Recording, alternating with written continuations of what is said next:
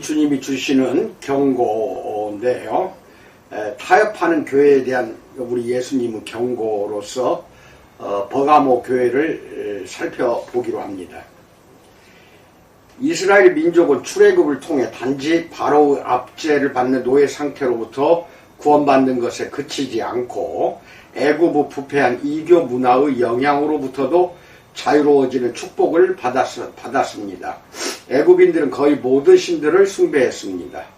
이스라엘 민족은 수세기 동안 애굽인들의 광기 어린 우상 숭배를 지켜보며 살았기 때문에 그들의 이교 의식에 매우 친숙했습니다. 따라서 시간이 흐르면서 예배에 대한 이스라엘 민족의 생각도 차츰 모호해지고 왜곡되기 시작했습니다. 그들은 유월절을 지키라는 하나님의 명령에 복종함으로써 그분에 대한 충성심을 드러냈지만 출애굽기 12장 1절로 13절 다신교에 물든 이교주의에 많은 영향을 받은 상태였습니다. 홍해를 마른 땅처럼 건너는 기적을 체험한 뒤에도, 즉 하나님은 그전에도 그들을 애굽에서 건져내기 위해 많은 기적을 베푸셨던 것입니다. 그들의 마음과 생각은 여전히 우상 숭배의 올무에서 벗어나지 못한 상태였습니다. 예를 들어 시내산에 올라간 모세가 속히 내려오지 않자 아론과 이스라엘 백성은 두려워하며 금송아지를 만들어 자기들의 신으로 숭배하기 시작했습니다. 출애굽기 32장 1절로 4절. 그것은 너무나도 엄청나고 터무니없는 우상 숭배의 행위였던 것입니다. 하나님은 올바른 예배를 위한 율법과 의식을 확립하고 이스라엘 백성에게 남아있는 이교주의 영향을 온전히 제거하기 위해 그들에게 레위기를 허락하셨습니다. 레위기는 개인적인 거룩함과 순결한 예배를 거듭해서 강조합니다. 레위기는 죄를 처리하는 법, 희생 제물을 합당하게 드리는 법, 하나님의 백성의 순수성을 보호하는 법을 다룹니다. 레위기의 핵심 구절은 18장 1절로 5절입니다. 하나님 그곳에서 주변의 이방 민족들의 그릇된 관습을 단호하게 거부하라고 명령하셨습니다. 여호와께서 모세에게 말씀하여 이르시되 너는 이스라엘 자손에게 말하여 이르라 나는 여호와 너희의 하나님이니라. 너희는 너희가 거주하던 애굽 땅의 풍속을 따르지 말며 내가 너희를 인도할 가나안 땅의 풍속과 규례도 행하지 말고 너희는 내 법도를 따르며 내 규례를 지켜 그대로 행하라. 나는 너희의 하나님 여호와이니라. 너희는 내 규례와 법도를 지키라. 사람이 이를 행하면 그로 말미암아 살리라. 나는 여호와이니라 라고 말합니다. 이것이 하나님의 백성에게 주어진 명령이었습니다.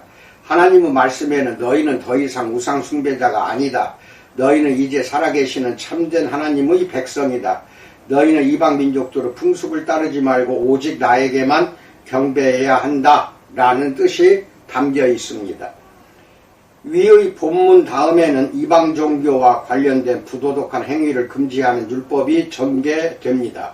간음, 동성애, 근친상간, 수간, 어린아이를 제물로 바치는 인식 등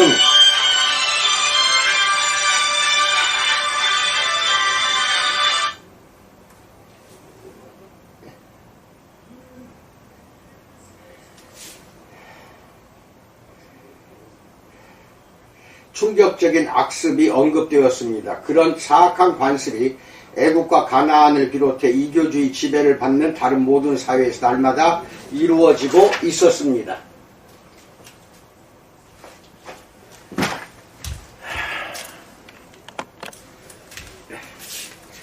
하나님은 24, 30절에서도 똑같은 명령을 또다시 되풀이하셨습니다. 너희는 이 모든 일로 스스로 더럽히지 말라. 내가 너희 앞에서 쫓아내는 족속들이 이 모든 일로 말미암아 더러워졌고 그러므로 너희는 내 명령을 지키고 너희가 들어가기 전에 행하던 가증한 풍속을 하나라도 따름으로 스스로 더럽히지 말라. 나는 너희의 하나님 여호와이니라 라고 말합니다. 하나님의 명령은 19장까지 계속 이어집니다. 19장 2절 4절에서 너는 이스라엘 자손을 온 회중에게 말하여 이르라. 너희는 거룩하라. 이는 나 여호와 너희 하나님이 거룩함이니라. 너희는 헛된 것들에게로 향하지 말며 너희를 위하여 신상들을 부어 만들지 말라. 나는 너희의 하나님 여호와이니라. 이것은 영적인 구별, 곧 세상의 악한 체계로부터 거룩히 구별되어 분리되는 것을 의미합니다. 하나님은 순수한 예배와 단순한 헌신을 요구하십니다. 그분은 이스라엘 백성에게 세상의 부패한 영향으로부터 벗어나라고 명령하셨습니다. 하나님은 교회를 향해서도 그렇게 명령하십니다. 첫 번째, 죄인들에게 우호적인 교회에 대해서 알아봅니다. 요즘 신자들은 세속을 진부한 용어로 생각하는 경향이 있습니다. 그들은 그것을 카드놀이와 춤을 교회의 순결과 성결을 위협하는 요인으로 간주했던 시대, 곧 좋게 말하면 지금보다 더 점잖고 나쁘게 말하면 계몽이 덜 된 시대의 유물로 치부합니다. 심지어 일부 신자들은 그리스도 안에서의 자유만을 강조하는 탓에 세속에 대한 논의는 무엇이든 모두 구태의연한 율법주의의 잔재로 간주하기까지 합니다. 그들은 성경이 야고보서 4장 4절에서 세상과 벗된 것이 하나님과 원수됨을 알지 못하느냐? 그런즉 누구든지 세상과 벗이 되고자 하는 자는 스스로 하나님과 원수되는 것이니라 라고 분명하게 말씀하는데도 세속적인 가치와 즐거움을 멀리해야 하는 신자의 의무를 더 이상 생각하려고 하지 않습니다.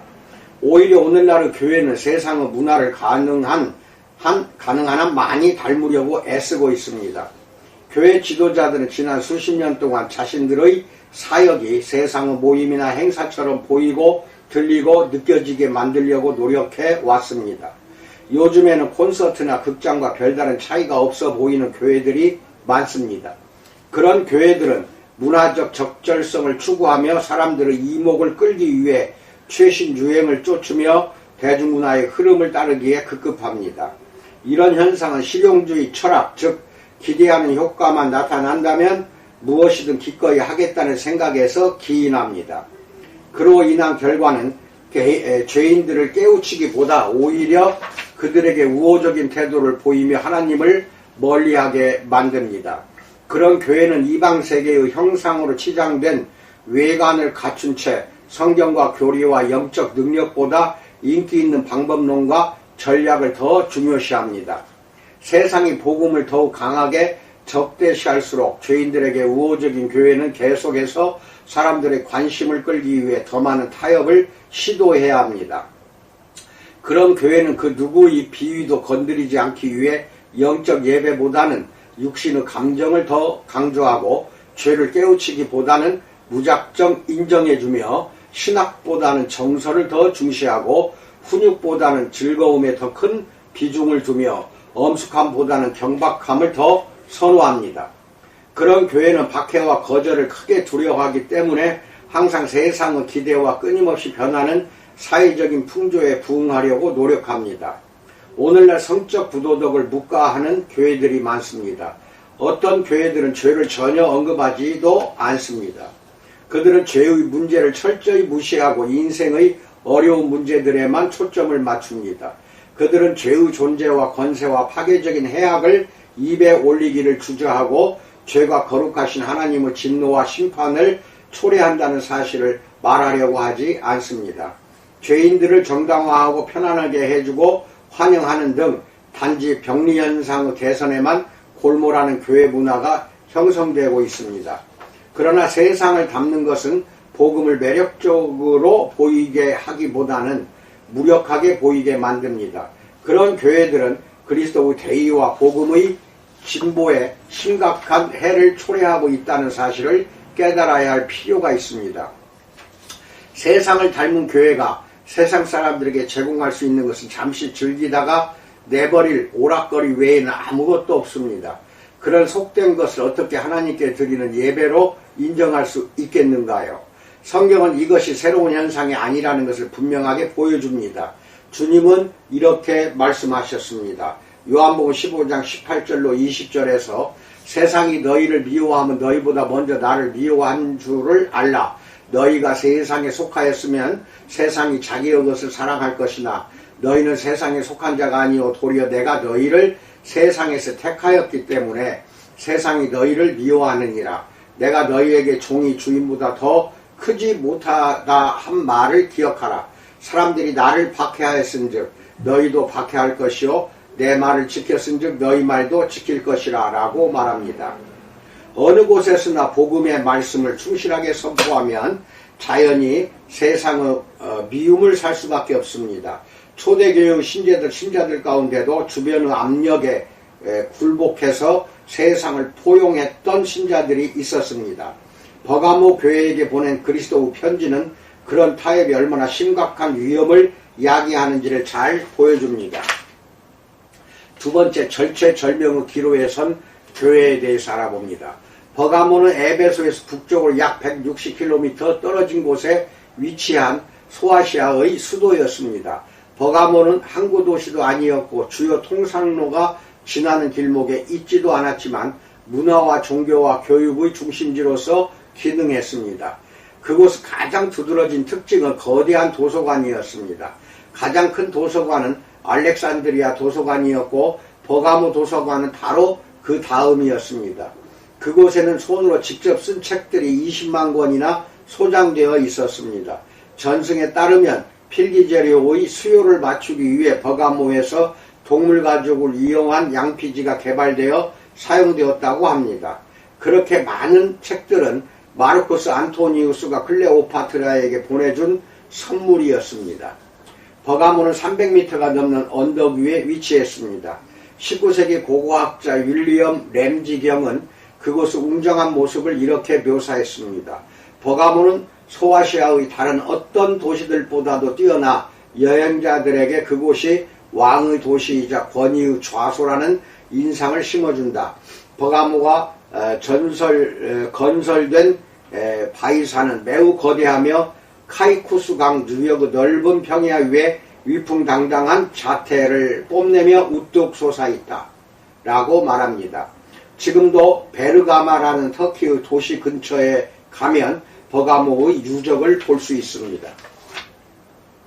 성경은 버가모 교회가 설립된 시기를 언급하지 않습니다. 바울의 2차 선교 여행, 그러니까 그가 인근의 무시아 지역을 지날 무렵이나 사도행전 16장 7절로 8절, 아니면 에베소에서 사역을 하면서 복음이 에베소 교회를 통해 소아시아 전역으로 신속하게 확산될 무렵에 사도행전 19장 10절 설립되었을 것으로 추정됩니다. 후자일 가능성이 더 높습니다. 요한사도 당시에 버가모는 소아시아 지역에서 헬라 문화의 수호자를 자처했습니다. 제우스, 아테나, 아스클레피오스, 디오니소스와 같은 신들에게 바친 신전들이 존재했지만 가장 지배적인 종교는 황제 숭배였습니다. 버가모는 BC 29년에 아우구스투스 황제를 기리는 의미로 국가 종교를 위한 첫 번째 신전을 건축했습니다. 그 후에는 트리아누스 황제와 세베루스 황제를 위한 신전이 차례로 건축되었습니다. 버가모는 로마 제국과 황제를 종교적으로 열렬히 신봉했습니다. 이웃 도시들에 사는 그리스도인들은 해마다 로마 황제에게 희생제사를 바치지 않을 경우에는 큰 위험과 박해에 시달려야 했습니다. 버가모에서는 그런 위협이 일상적인 일이었습니다. 버가모 교회는 세상으로부터도 큰 위험에 시달려야 했지만 주님으로부터는 그보다 훨씬 더 위험한 일을 당할 처지에 놓였습니다. 버가모 교회에 보내는 그리스도의 편지는 에베소 교회와 서무나 교회에 보낸 편지와는 달리 위협적인 내용에서부터 시작합니다. 주님은 스스로를 좌우의 날선 검을 가지신 이 계시록 2장 12절로 소개하셨습니다. 이것은 위로 인사말과는 거리가 멉니다. 이것은 요한사도가 환상을 처음 보는 순간에 느꼈던 공포감, 계시록 1장 17절과 똑같은 감정을 자극하는 엄중한 경고였습니다. 그리스도께서는 말씀을 날이 넓고 예리한 칼처럼 휘두르며 그들을 심판하실 예정이셨습니다. 히브리서 4장 12절. 요한은 요한계시록 뒷부분에서 회개하지 않은 세상 사람들이 그리스도의 마지막 심판을 당하게 될 때를 묘사하면서 이와 비슷한 말을 했습니다. 계시록 19장 15절에서 그의 입에서 예리한 검이 나오니 그것으로 만국을 치겠고 친히 그들을 철장으로 다스리며 또 친히 하나님 곧 전능하신 이의 맹렬한 진노의 포도주 틀을 받겠고 라고 말합니다. 그러나 그리스도의 편지에는 칭찬의 말씀도 포함되어 있었습니다. 버가모 교회는 세상과 타협하는 죄를 저질렀지만 충실한 신자들이 아예 없었던 것은 아니었습니다. 주님은 내가 어디에 사는지를 내가 아노니 거기는 사탄의 권자가 있는 데라. 내가 내 이름을 굳게 잡아서 내 충성된 증인 안디바가 너희 가운데 곧 사탄이 사는 곳에서 죽임을 당할 때에도 나를 믿는 믿음을 저버리지 아니하였도다. 계시록 2장 13절에서 말씀하셨습니다. 역사가들과 주석학자들은 주님이 무엇을 사탄의 권자로 일컬으셨는지에 대해 몇 가지 의견을 제시합니다.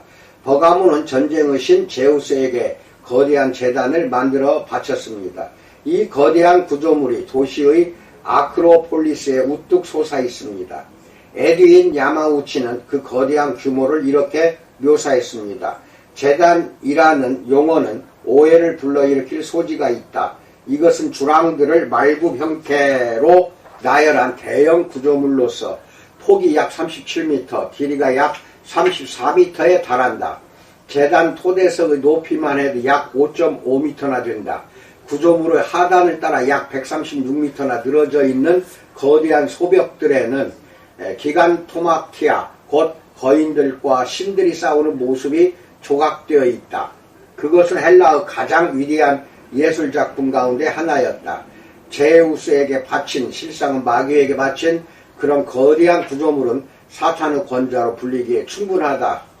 어떤 사람들이 이 표현이 뱀으로 묘사되는 헬라의 의수르 신인 아스클레피오스를 위한 신전을 가리킨다고 생각합니다. 그를 기리는 신전에는 그의 치유력을 상징하는 독없는 뱀들이 우글거렸습니다. 인근 각처에서 온 순례자들은 그의 신전에서 의식을 거행했는데 그 가운데는 뱀들 사이에 누워있거나 잠을 자는 행위가 포함되었습니다. 요한의 환상에서 사탄은 종종 뱀으로 묘사되기 때문에 계시록 12장 9절, 14절, 15절, 20장 2절 이 표현이 그것을 가리킬 가능성도 없지는 않습니다.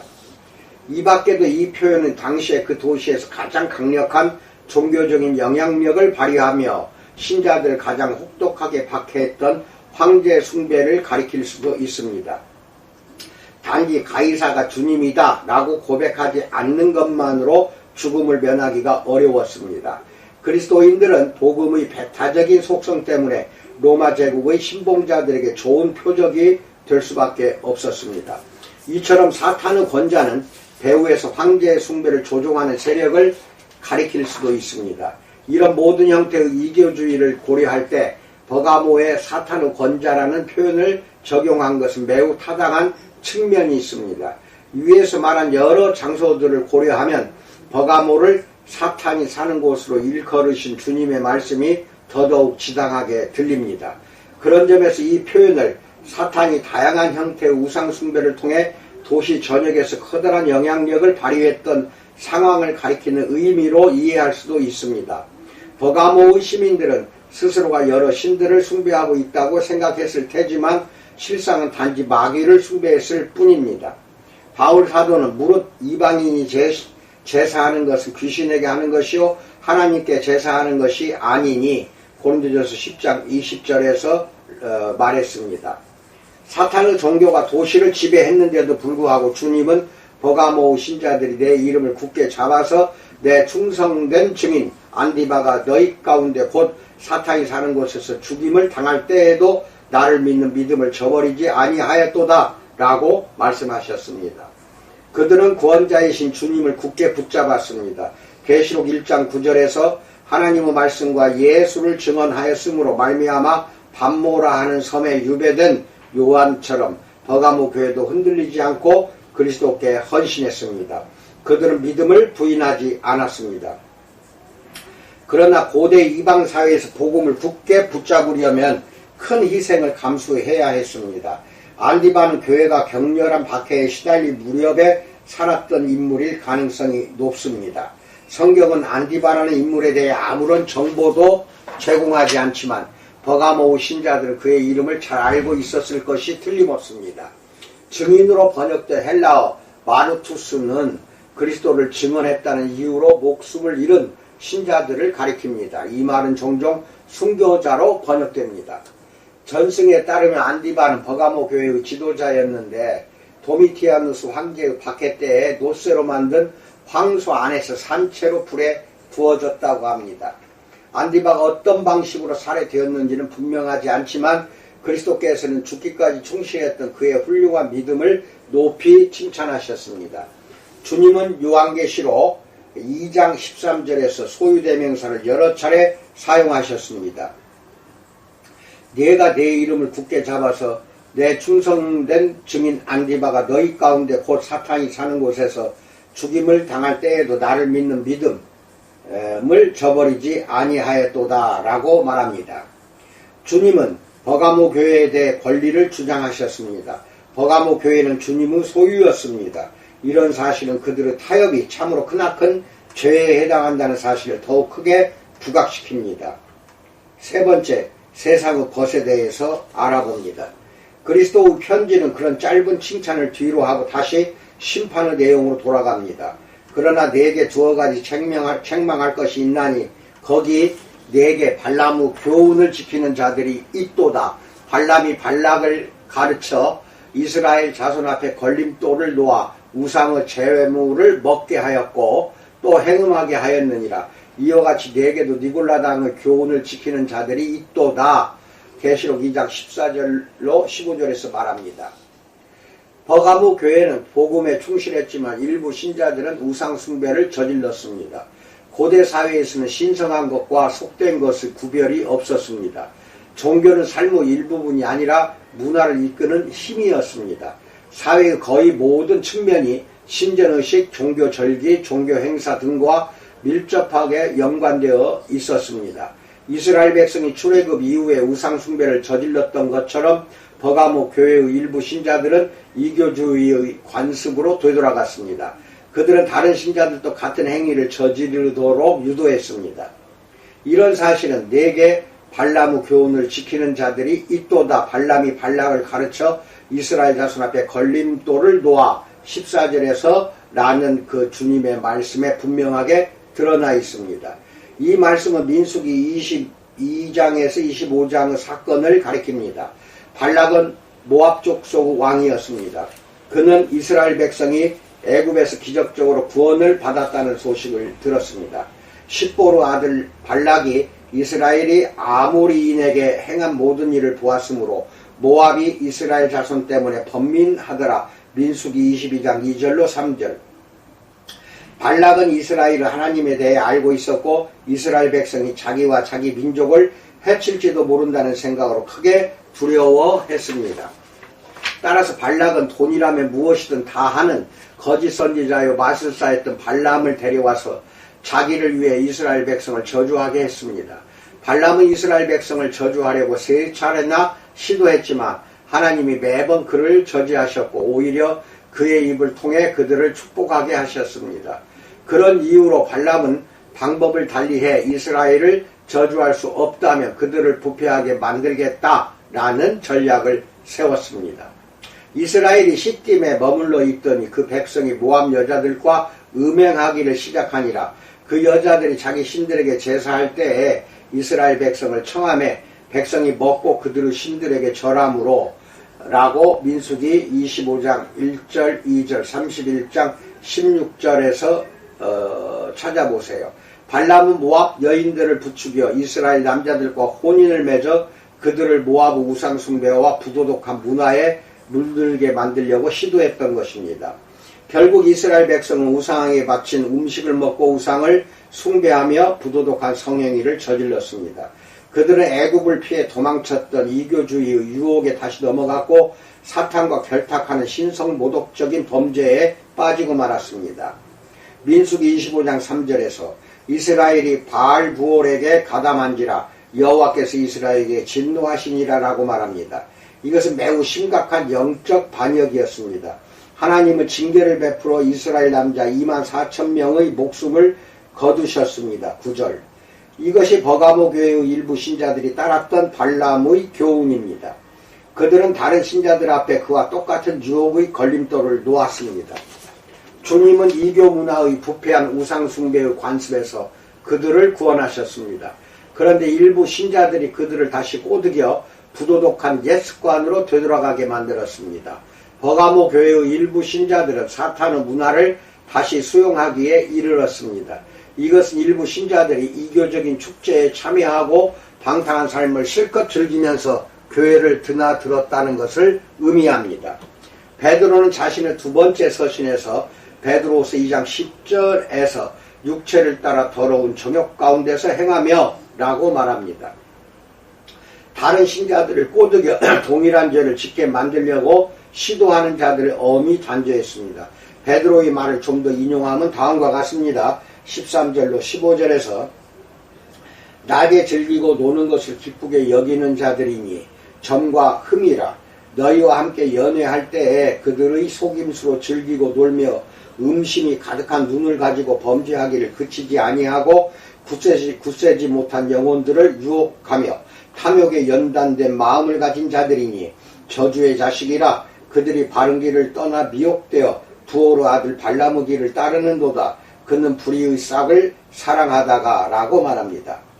충실한 신자들을 부패하게 만드는 자들은 속임수를 사용해 그들을 다시 죄의 속박 아래로 끌어들이는 데서 즐거움을 느낍니다.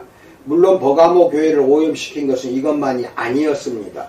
주님은 또한 이와 같이 내게도 니골라당의 교훈을 지키는 자들이 있도다. 계시록 2장 15절에서 말씀하셨습니다. 앞서 말한 대로 니골라당이 무엇을 가르쳤는지를 구체적으로 알 수는 없습니다. 초기 교부들 가운데 몇 사람은 그들이 부도덕한 이교 문화에 이끌려 방탕한 삶을 마음껏 즐겼다고 말했습니다. 그들은 발람의 교훈을 따르는 자들과 한 짝이 되어 버가모 신자들의 순수한 믿음을 위협했습니다. 그들이 어떤 이단 사상을 가르쳤는지는 정확히 알기 어렵지만 그들이 버가모 교회 안에 있으면서 악한 영향력을 행사했고 또 주님이 그들의 행위를 미워하신 것만은 확실합니다. 2장 6절. 무엇보다도 심각했던 상황은 그런 악한 이단과 유혹자들이 아무런 저지도 받지 않은 채 교회 안에 머물도록 허용되었다는 것입니다. 그리스도께서는 내게 발람의 교훈을 지키는 자들이 있도다. 내게도 니골라당의 교훈을 지키는 자들이 있도다라고 14절 15절에서 말씀하셨습니다. 버가모 교회는 그리스도의 이름을 굳게 붙잡고 믿음을 부인하지 않았지만 하나님의 양떼를 지키는 일에는 너무나도 소홀했습니다. 그들은 이리들이 양들을 해치는 것을 가만히 앉아서 지켜만 보고 있었던 것입니다. 바꾸어 말해 버가모 교회는 바울이 고린도 신자들에게 주의하라고 당부했던 바로 그런 어리석고 부패한 삶을 살고 있었습니다. 고린도후서 6장 14절로 17절에서 너희는 믿지 않는 자와 멍에를 함께 매지 말라. 의와 불법이 어찌 함께하며 빛과 어둠이 어찌 사귀며 그리스도와 벨리알이 어찌 조화되며 믿는 자와 믿지 않는 자가 어찌 상관하며 하나님의 성전과 우상이 어찌 일치가 되리요. 우리는 살아계신 하나님의 성전이라. 이와 같이 하나님께서 이르시되 내가 그들 가운데 거하며 두루 행하여 나는 그들의 하나님이 되고 그들은 나의 백성이 되리라. 그러므로 너희는 그들 중에서 나와서 따로 있고 부정한 것을 만지지 말라. 내가 너희를 영접하여 라고 말합니다. 버가모 교회는 불신 세계와 철저하게 구별되지 못했습니다. 그들은 타협했습니다. 그들은 교리는 충실하게 지켰지만 거룩한 삶을 살지는 못했습니다.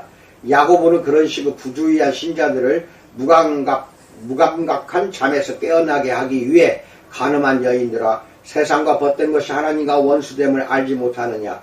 그런즉 누구든지 세상과 벗이 되고자 하는 자는 스스로 하나님과 원수되는 것이니라. 야고보서 4장 4절에서 말했습니다. 버가모 교회는 야고보의 경고에 주의를 기울였어야 마땅했습니다. 버가모 교회는 세상을 벗삼은 탓에 큰 대가를 치러야 했습니다. 귀한 신자들이 과거의 그릇된 습관으로 되돌아갔습니다. 오늘날에도 많은 교회에서 이런 심각한 상황이 갈수록 많이 나타나고 있습니다. 세상에서 거류민과 나그네처럼 사는 신자들이 그리 많지 않습니다. 베드로전서 2장 11절에서 영혼을 거슬러 싸우는 육체의 정욕을 제어하지 못하는 신자들이 많습니다. 신자는 자신의 마음을 올가매는 세상과 세상의 가치를 단호하게 잘라내야 합니다.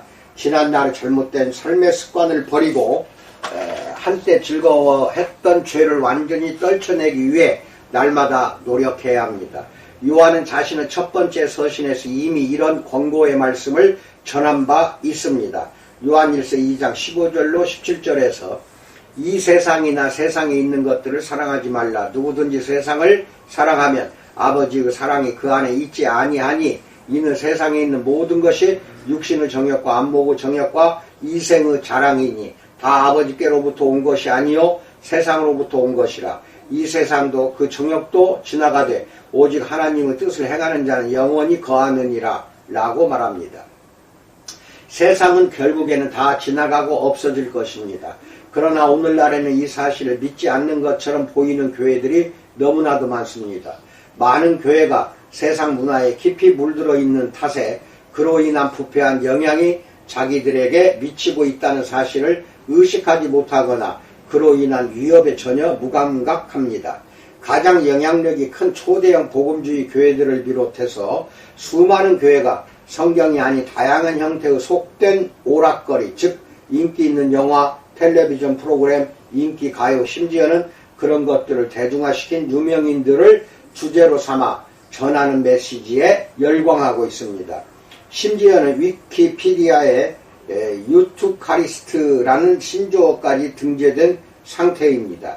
이 용어는 전통적인 교회 음악 대신에 그룹 유투의 노래를 연주하면서 성만찬을 거행하는 것을 의미합니다. 물론 미국의 이야기입니다.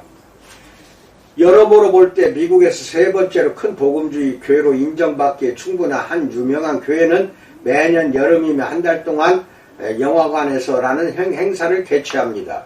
이 교회의 신자들은 3만 명이 넘습니다. 행사 기간에는 음악과 설교와 교회 장식을 주의 깊게 조화시켜 교회가 강조하고 싶은 할리우드 영화들의 주제와 메시지를 부각시키는데 초점을 맞춥니다. 몇 년 전 아프 교회와 비슷한 영향력을 지닌 또 하나의 초대형 교회는 록밴드 AC/DC의 지옥특급 행이라는 노래를 연주하며 부활절 예배를 시작한 것으로 유명합니다. 미국의 이야기입니다. 유튜브를 비롯해 교회 지도자들이 교회 성장론을 논의한 다른 인터넷 자료들을 검색해 보면 이와 유사한 사례들을 더 많이 찾아볼 수 있습니다. 대중매체가 교회의 메시지가 되었습니다. 우리는 바울 사도가 때가 이르리니 사람이 바른 교훈을 받지 아니하며 귀가 가려워서 자기의 사욕을 따를 스승을 많이 두고 또 그 귀를 진리에서 돌이켜 허탄한 이야기를 따르리라. 디모데후서 4장 3절로 4절에서 예고한 시대와 정확히 일치하는 시대에 우리는 살고 있는 것입니다. 오늘날의 교회도 버가모 교회처럼 세상을 벗삼아 부패한 타협을 일삼고 있습니다. 따라서 버가모 교회처럼 주님의 심판을 받게 될 위험이 매우 큽니다. 네 번째, 하나님의 원수에 대해서 알아봅니다. 주님은 버가모 교회의 타협적인 태도를 고칠 수 있는 해결책을 분명하게 제시하셨습니다. 계시록 2장 16절에서 그러므로 회개하라. 그리하지 아니하면 내가 네게 속히 가서 내 입의 검으로 그들과 싸우리라 라고 말합니다. 이 말씀에는 세속적인 타협을 중단하라. 어울리지 않는 멍에를 짊어지려고 하지 말라. 교회에 미친 불경스럽고 부도덕한 영향을 제거하라. 그렇지 않으면 내가 직접 그렇게 할 것이다 라는 의미가 담겨 있습니다. 이 명령은 이단 사상으로 교회를 오염시키는 자들과 그런 잘못을 관용하는 자들 모두에게 적용됩니다. 그들 모두가 세상과의 타협에 책임이 있습니다. 교회는 부패한 문화를 따르기를 원하는 신자들의 죄를 용납해서는 안 됩니다. 성경은 적은 누룩이 온 덩어리에 퍼지는 것을 알지 못하느냐 고린도전서 5장 6절에서 말씀합니다. 우리는 그런 세속주의에 단호히 맞서야 합니다. 교회의 순수함을 지키기 위해서라면 서로 불신자들의 심기를 불편하게 만들더라도 아무 상관없습니다. 우리는 잃어버린 자들을 찾아 구원으로 인도하고 그들에게 복음을 들을 수 있는 기회를 제공하며 하나님이 그들에게 회개함을 주사 진리를 알게 하시기를 디모데후서 2장 25절에서 간절히 원해야 마땅합니다. 그러나 그런 일은 타협적인 교회가 되어 불신자들을 무작정 인정하고 받아들일 때가 아니라 깨어 마귀의 올무에서 벗어나 하나님께 사로잡히도록 이끌 때에만 일어날 수가 있습니다. 디모데후서 2장 26절. 우리가 그들의 영혼을 진정으로 염려한다면 죄에 대한 진실과 그로 인한 영원한 결과와 구원자의 필요성을 옳게 가르쳐야 할 필요가 있습니다. 버가모 교회는 건전한 교리만으로 충분하다고 믿는 그리스도인들, 곧 하나님이 우리가 믿는 것에만 관심이 있고 우리가 어떻게 행동하든 괴념치 않으신다고 생각하는 모든 그리스도인들을 향한 경고입니다. 최근 들어 그런 식의 생각과 태도가 갈수록 만연하고 있습니다. 버가모 교회는 주님이 진리에 대한 지식과 실천을 똑같이 중요하게 여기신다는 사실을 분명하게 일깨워줍니다. 성경은 야고보서 1장 22절에서 너희는 말씀을 행하는 자가 되고 듣기만 하여 자신을 속이는 자가 되지 말라라고 말씀합니다. 마지막으로 우리는 레위기 18장 2절로 5절을 기억해야 합니다. 나는 여호와 너희의 하나님이라. 너희는 내가 너희를 인도할 가나안 땅의 풍속과 규례도 행하지 말고 너희는 내 법도를 따르며 내 규례를 지켜 그대로 행하라. 나는 너희의 하나님 여호와이니라. 너희는 내 규례와 법도를 지키라. 사람이 이를 행하면 그로 말미암아 살리라. 나는 여호와이니라 라고 말합니다. 구원받은 백성을 위한 하나님의 계획은 세상의 그릇된 모든 것들과의 완전한 결별입니다. 우리는 세상 사람들의 행위나 말이나 생각을 본받아서는 안 됩니다. 우리는 세상 사람들의 가치관에 얽매여서도 안 되고 그들의 신념체계를 의지해서도 안 됩니다. 빌립보서 3장 20절에서 우리의 시민권은 하늘에 있다라고 말합니다. 세상은 영원한 고향을 하늘에 두고 있는 우리에게는 낯선 타국일 뿐이고 우리는 나그네일 뿐입니다. 다섯 번째, 세상을 버리라는 격려의 말씀에 대해서 알아봅니다. 주님은 다시금 좀 더 많은 청중을 염두에 둔 말씀으로 편지를 마무리하셨습니다. 주님의 편지는 제각각 1세기 말의 특정한 교회들에게 보내졌지만 그분의 메시지는 그 7교회의 범위를 훨씬 더 넘어섭니다. 그리스도께서 보낸 7통의 편지는 역사상 모든 교회에 적용됩니다. 우리는 7교회의 좋은 점과 나쁜 점을 본보기로 삼아 올바른 교훈을 깨달아야 합니다. 또한 주님은 우리에게 그리스도를 알고 사랑하는 영원한 특권을 상기함으로써 용기를 낼 수 있도록 격려의 말씀을 허락하셨습니다. 그분은 귀 있는 자는 성령이 교회들에게 하시는 말씀을 들을지어다. 이기는 그에게는 내가 감추었던 만나를 주고 또 흰 돌을 줄 터인데 그 돌 위에 새 이름을 기록한 것이 있나니 받는 자밖에는 그 이름을 알 사람이 없느니라. 계시록 2장 17절에서 이런 말씀으로 편지를 끝내주셨습니다. 요한일서 5장 4절로 5절에서 그리스도께서 모든 충실한 신자들에게 세 가지를 약속하셨습니다. 첫째는 감추었던 만나입니다. 만나는 하나님이 광야에서 우리 유랑하는 이스라엘 백성들을 먹이기 위해 그들에게 허락하신 양식입니다. 하나님과 이스라엘의 언약과 관련된 많은 요소들과 마찬가지로 만나도 더 큰 현실, 즉 영원하고 신령한 것을 상징합니다. 구체적으로 말해 만나는 그리스도를 가리키는 구약성경의 다양한 상징 가운데 하나입니다. 요한복음 6장 48절로 51절. 그리스도께서는 자기 백성의 영적 생명을 유지시켜주는 생명의 떡이십니다. 따라서 충실한 신자들에게 감추었던 만나를 주시겠다는 그리스도의 약속은 그분을 알고 사랑할 수 있는 영적 축복을 허락하겠다는 의미를 띠고 있습니다. 에베소서 1장 3절. 그리스도께서 이기는 자들에게 두 번째로 약속하신 것은 흰돌입니다. 고대 사회에서 운동 경기에서 승리한 사람은 자신의 이름이 새겨진 돌을 우승의 징표로 받았습니다. 그것은 그들의 승리를 입증하는 증거일 뿐 아니라 승리자들을 위한 만찬에 참석할 수 있는 징표였습니다. 영혼의 관점에서 생각하면 이것은 하나님의 충실한 종들이 천국에 마련된 풍성한 축복과 은혜에 참여할 것을 일깨우는 상징입니다. 마지막 세 번째로 그리스도께서는 그 돌 위에 새 이름을 기록한 것이 있나니 받는 자밖에는 그 이름을 알 사람이 없느니라 라고 약속하셨습니다. 내가 이 구절을 설교할 때마다 그 은밀한 이름이 무엇이냐고 묻는 사람이 꼭 있지만 이 말씀대로 그 이름을 알 사람은 아무도 없습니다.